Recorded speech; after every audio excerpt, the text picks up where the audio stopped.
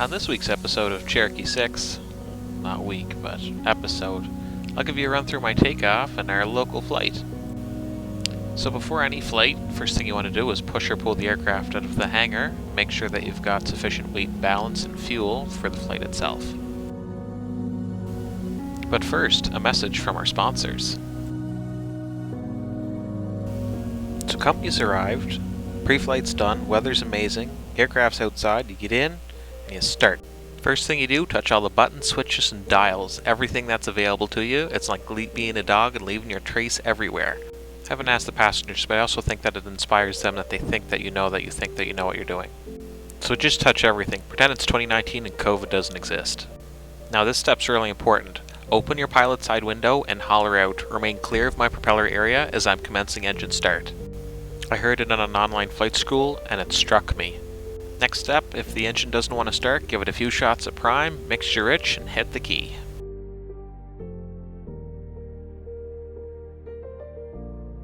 If you like the sound of the engine, put on the headset, turn on the active noise reduction. If you don't like the sound of the engine, put on the headset, turn on the active noise reduction. Next step, go through the safety briefing. I find that it helps to use your hands to get the emphasis across. Now, take out the checklist, go through all the items, checking off everything mentally that you think that you've done. You'll see the steps on there for tuning in all the different equipment and components.